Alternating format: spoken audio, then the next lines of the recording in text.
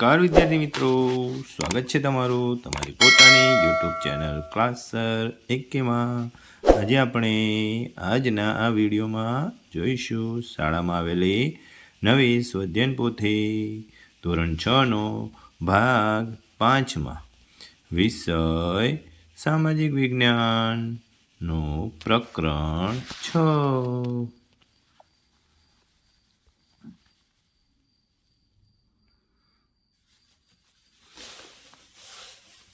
મૌર્ય યુગ, ચંદ્રગુપ્ત અને સમ્રાટ અશોક. તો ચાલો તૈયાર થઈ જાઓ, ખોલો જોઈએ પાના નંબર 50. તો ચાલો જોઈએ ધોરણ 6 સામાજિક વિજ્ઞાન સ્વાધ્યાયન પોથીમાં પ્રકરણ નંબર 6 મૌર્ય યુગ, ચંદ્રગુપ્ત અને સમ્રાટ અશોક. પ્રશ્ન નંબર 1, આપેલા વિકલ્પોમાંથી સાચો વિકલ્પ શોધી ખાનામાં લખો. તો પહેલું, ચાણક્ય દ્વારા લખાયેલ એક જાણીતો ગ્રંથ. વિકલ્પ એ નીતિશાસ્ત્ર, વિકલ્પ બી સમાજશાસ્ત્ર, વિકલ્પ સી અર્થશાસ્ત્ર, વિકલ્પ ડી રાજતરંગિણી. તો સાચો વિકલ્પ આવશે વિકલ્પ સી અર્થશાસ્ત્ર. બીજું, મૌર્ય વંશની માહિતી મેળવવામાં નીચેનામાંથી કયો ગ્રંથ ઉપયોગી નથી? એ મુદ્રા રાક્ષસ, બી મેઘદૂત, સી ઇન્ડિકા, ડી અર્થશાસ્ત્ર. તો સાચો વિકલ્પ આવશે વિકલ્પ બી મેઘદૂત. ચાલો નેક્સ્ટ જોઈએ પ્રશ્ન નંબર 3, અશોકનો શિલાલેખ જોવા માટે તમે ગુજરાતમાં કયા સ્થળે જશો? વિકલ્પ એ અમદાવાદ, વિકલ્પ બી રાજકોટ, વિકલ્પ સી જુનાગઢ, વિકલ્પ ડી પોરબંદર. સાચો વિકલ્પ છે વિકલ્પ સી જુનાગઢ. ચોથું, ગિરિનગર જુનાગઢ તળેટીમાં સુદર્શન તળાવનું નિર્માણ કોણે કરાવ્યું હતું?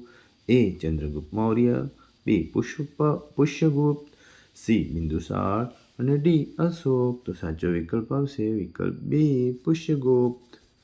ચાલો નેક્સ્ટ જોઈએ 5મું, ચંદ્રગુપ્ત મૌર્યે અંતિમ સમયમાં કયા વસવાટ કર્યો હતો?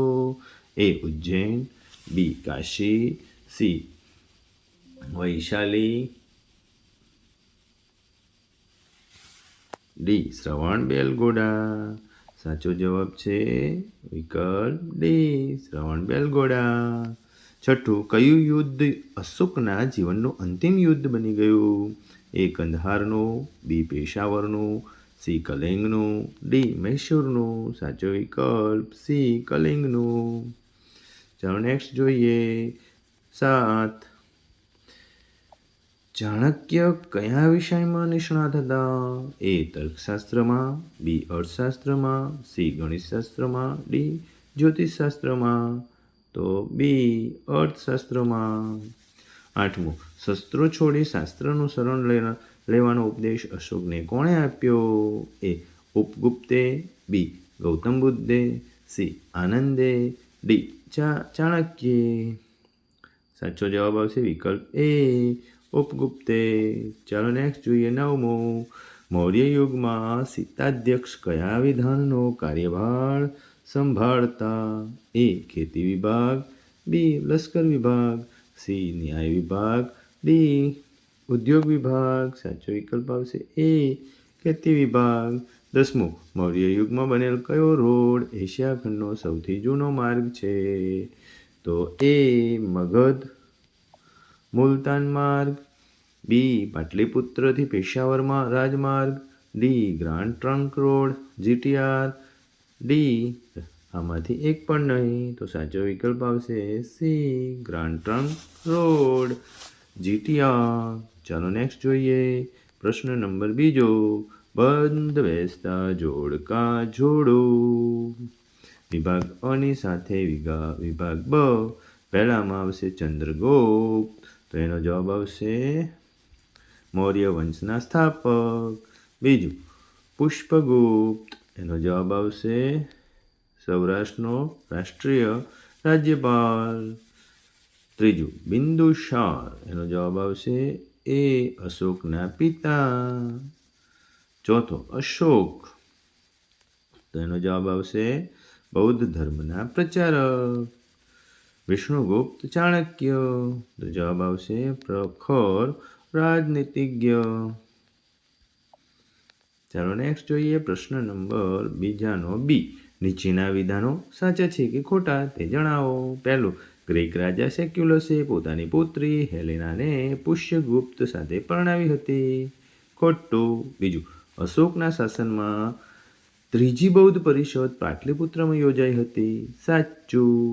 ત્રીજું, મૌર્ય યુગમાં પ્રાંતના વડાને રાષ્ટ્રીય કે રાજપાલ કહેવામાં આવતું. સાચું. ચોથું, ગુજરાતના રાજકોટમાં અશોકનો શિલાલેખ આવેલો છે. ખોટું. પાંચમું, ગ્રાન્ડ ટ્રંક રોડ અશોકના સમયમાં તૈયાર થયો હતો. ખોટું. છઠ્ઠું, ચંદ્રગુપ્તે જીવનના છેલ્લા વર્ષોમાં બૌદ્ધ ધર્મ અંગીકાર કર્યો હતો. ખોટું.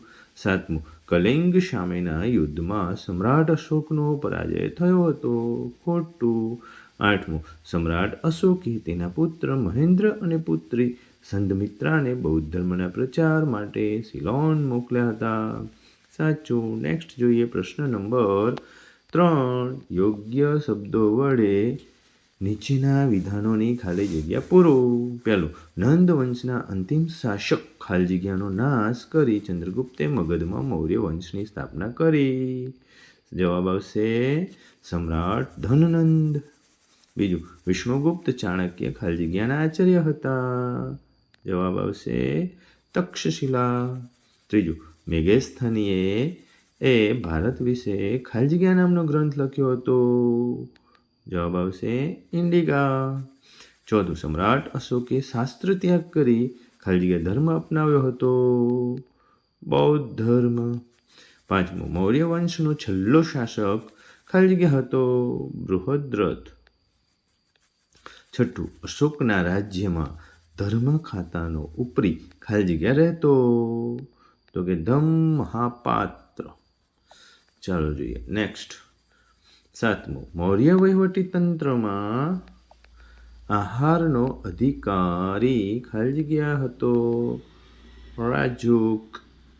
ચાલો નેક્સ્ટ જોઈએ પ્રશ્ન નંબર 4a. નીચેના પ્રશ્નોના ઉત્તર 1-2 વાક્યોમાં લખો. પહેલું, કૌટિલ્યના અર્થશાસ્ત્રમાંથી મૌર્ય સામ્રાજ્યની કઈ કઈ માહિતી જાણી શકાય છે. કઈ કઈ માહિતી જાણી શકાય? તો જવાબ, કૌટિલ્યના અર્થશાસ્ત્રમાંથી મૌર્ય સામ્રાજ્યની રાજકીય, આર્થિક અને સામાજિક જીવનની માહિતી મળે છે. બીજું, મૌર્ય યુગમાં બનેલ ગ્રાન્ડ ટ્રંક રોડનો વિસ્તાર ક્યાંથી ક્યાં સુધી હતો? જવાબમાં લખો. મૌર્ય યુગમાં બનેલ ગ્રાન્ડ ટ્રંક રોડનો વિસ્તાર હાલમાં દિલ્હીથી કોલકાતા સુધીનો રાષ્ટ્રીય ધોરીમાર્ગ તરીકે ઓળખાય છે. ચાલો નેક્સ્ટ જોઈએ ત્રીજું. જૂનાગઢમાં આવેલ અશોકના શિલાલેખમાં કયા 3 રાજવીઓના લેખ છે? જવાબમાં લખાય. જૂનાગઢમાં આવેલ અશોકના શિલાલેખોમાં રાજા મહાક્ષત્રય, રુદ્રમાનો, રાજા ચંદ્રગુપ્ત અને અશોકના રાષ્ટ્રીય યવનરાજ આ 3 રાજવીઓના લેખ છે. ચોથું, મૌર્ય સામ્રાજ્યમાં વહીવટીતંત્રને કેટલા વિભાગોમાં વહેંચવામાં આવ્યું હતું? જવાબમાં લખાય. મૌર્ય સામ્રાજ્યમાં વહીવટીતંત્રને 3 વિભાગમાં વહેંચવામાં આવ્યું છે. એક કેન્દ્રીય, બીજું પ્રાંતીય અને ત્રીજું પ્રાદેશિક. પ્રશ્ન 5. સમ્રાટ અશોકે બૌદ્ધ ધર્મના કયા કયા સિદ્ધાંતોના પ્રચાર માટે વિશેષ ભાર મૂક્યો હતો? જવાબમાં લખો. સમ્રાટ અશોકે ભગવાન બુદ્ધના પ્રેમ, દયા, કરુણા, અહિંસા, અનુકંપા અને સદાચાર વગેરે સિદ્ધાંતોનો પ્રચાર પર ભાર મૂક્યો. છઠ્ઠો, સમ્રાટ અશોકે બૌદ્ધ ધર્મનો પ્રચાર કયા કયા દેશોમાં કર્યો હતો? જવાબમાં લખાય. સમ્રાટ અશોકે બ્રહ્મદેશ, સિલોન, સિરિયા, ઇજિપ્ત, મેસેડોનિયા વગેરે દેશોમાં બૌદ્ધ ધર્મનો પ્રચાર કર્યો હતો. સાતમું, અશોકે બૌદ્ધ ધર્મના પ્રચાર પ્રસાર માટે કયા કયા પ્રયત્નો કર્યા હતા? જવાબમાં લખાય. તે દેશભરમાં ફર્યો. તેણે તેના અધિકારોને બૌદ્ધ ધર્મનો ઉપદેશ આપવા આજ્ઞા આપી. તેણે તેના પુત્ર અને પુત્રીને સિલોન મોકલ્યા. તેણે દેશમાં શિકાર કરવા પર પ્રતિબંધ મૂક્યો. તેણે યજ્ઞોમાં થતી પશુ હિંસા બંધ કરાવી. તેણે ઠેર ઠેર શિલાલેખો કોતરાવ્યા. તેને દેશ વિદેશમાં વિહારો, મઠો અને સ્તૂપ બંધાવ્યા. નેક્સ્ટ 8. મૌર્ય યુગમાં વહીવટી તંત્રમાં સમ્રાટની કઈ કઈ જવાબદારી હતી? જવાબ: મૌર્ય સામ્રાજ્યના વહીવટી તંત્રમાં સમ્રાટ શાસન વ્યવસ્થામાં કેન્દ્ર સ્થાને હતો. તે સામ્રાજ્યનો વહીવટી, લશ્કરી અને ન્યાયતંત્રનો વડો હતો. બી. નીચેના સ્થળો વિશે 1-2 વાક્યમાં પરિચય આપો. પહેલું, કલિંગ. જવાબમાં લખાય: મગધની પડોશમાં આવેલ કલિંગ નંદ રાજાઓના સમયમાં મગધ સામ્રાજ્યનો જ એક ભાગ હતો. મૌર્ય શાસનમાં તે સ્વતંત્ર થઈ ગયેલું. બીજું, શ્રવણ બેલગોડા. જવાબ: ચંદ્રગુપ્તે તેના જીવનનો અંતિમ સમય જૈન મુનિ ભદ્રબાહુ સાથે મૈસૂરના શ્રવણ બેલગોડામાં વિતાવ્યો હતો. ત્રીજું, જૂનાગઢ. ગિરિનગર. જવાબ: ગુજરાતના જૂનાગઢમાં ગિરનાર પર્વત પર દામોદર કુંડ જતા અશોકનો શિલાલેખ મળી આવેલ છે, જે પ્રાકૃત ભાષામાં લખાયેલ છે.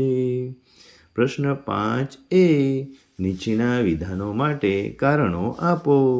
પહેલું, સમ્રાટ અશોક ઇતિહાસમાં મહાન રાજવી તરીકે સ્થાન ધરાવે છે. જવાબમાં લખાય: સમ્રાટ અશોકે ખટપટો કરી રાજ્ય મેળવ્યું અને તેનો વિસ્તાર કર્યો. તેને મહાસામ્રાજ્યનું નિર્માણ કર્યું. કલિંગ પર વિજય મેળવવાની મહત્વાકાંક્ષા પૂરી કરવા તેણે તેના પર આક્રમણ કરી વિજય મેળવ્યો. પરંતુ તેના બાદ તેનું હૃદય પરિવર્તન થયું અને ભવિષ્યમાં કદી યુદ્ધ ન કરવાનો નિર્ણય કર્યો અને બૌદ્ધ ધર્મ અપનાવ્યો.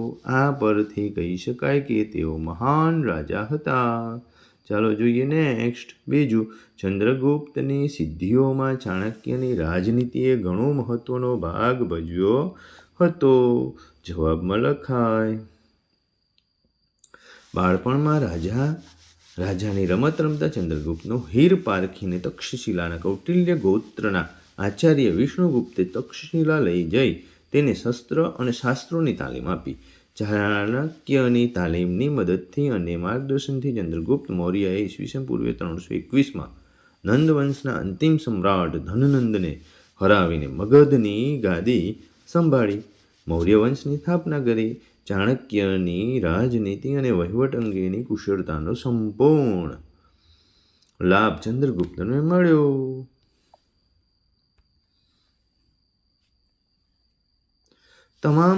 ચંદ્રગુપ્તની તમામ સિદ્ધિઓમાં ચાણક્યના માર્ગદર્શનને ઘણો મહત્વનો ભાગ ભજવ્યો હતો. બી. ભારતના રેખાંકિત નકશામાં મૌર્ય સામ્રાજ્યના નીચે મુજબના મુખ્ય સ્થળો દર્શાવો. પહેલું, પાટલીપુત્ર. તો ક્યાં છે પાટલીપુત્ર? તો બિહારમાં આવ્યું છે પાટલીપુત્ર. તો આ રહ્યું પાટલીપુત્ર. કયું કહેવાશે? તો આ પાટલીપુત્ર છે. બીજું, સાંચી. સાંચી મધ્યપ્રદેશમાં આવ્યું. આ સાંચી. ત્રીજું, કલિંગ. કલિંગ ઓડિશામાં આવ્યું. આ કલિંગ. સારનાથ આવ્યું યુપીમાં આવ્યું સારનાથ. તો એ સારનાથ. અને ગુજરાતમાં શું આવ્યું? ગિરનાર. ગુજરાતમાં આવ્યું એટલે ગિરનાર. ચાલો, પહેલું પાટલીપુત્ર. ક્યાં છે? આ પાટલીપુત્ર. પહેલું પાટલીપુત્ર. આ સાંચી. આ કલિંગ અહીંયા. સારનાથ યુપીમાં. અને ગિરિનગર એટલે ગિરનાર જૂનાગઢમાં, ગુજરાતમાં. ચાલો નેક્સ્ટ જોઈએ. પ્રશ્ન નંબર 7A. ટૂંક નોંધ લખો. ચંદ્રગુપ્ત મૌર્ય.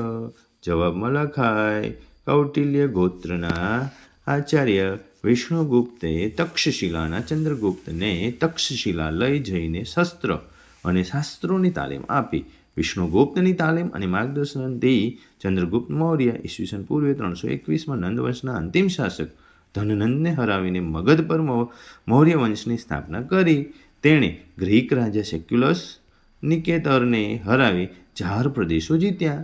ચંદ્રગુપ્તની બહાદુરીથી પ્રભાવિત થઈ સેક્યુલક્સે પોતાની પુત્રી હેલેનાને ચંદ્રગુપ્ત સાથે પરણાવી હતી.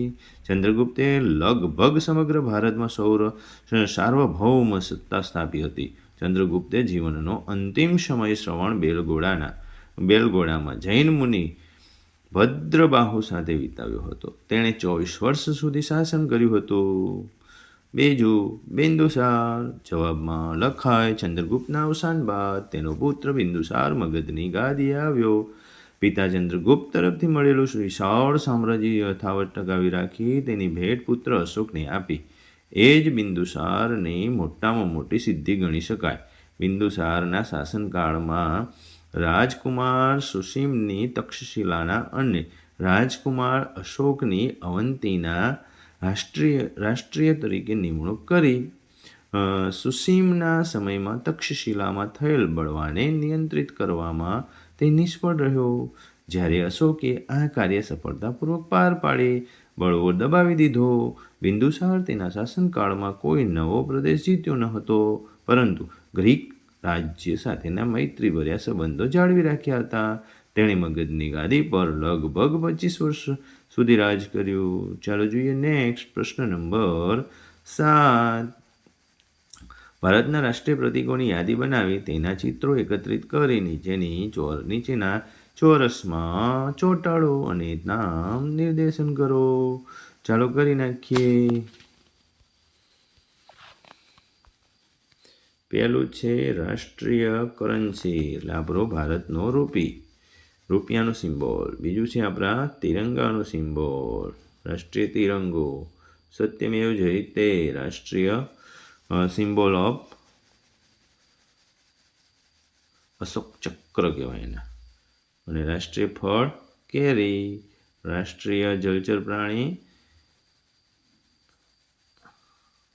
શું છે? ડોલ્ફિન. નેશનલ રિવર છે ગંગા. રાષ્ટ્રીય પ્રાણી છે વાઘ.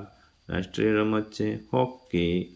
રાષ્ટ્રીય રાષ્ટ્રીય વૃક્ષ છે વડ. રાષ્ટ્રીય પંખી મોર. અને રાષ્ટ્રીય ફૂલ કમળ. આ ફોટા તમે શોધીને સ્ટીકરની જેમ ચોંટાડો અથવા ગુંદરથી ચોંટાડી દેશો. ઓકે બાળકો, જો ચેનલમાં નવા હો ચેનલને સબસ્ક્રાઈબ કરો અને વિડીયોને લાઈક કરી તમારા મિત્રોને લિંક શેર કરશો, જેથી આવા બધા જ વિડીયોનો લાભ તમારા મિત્રો અને તમે મેળવી શકો. કે બાળકો, આવજો.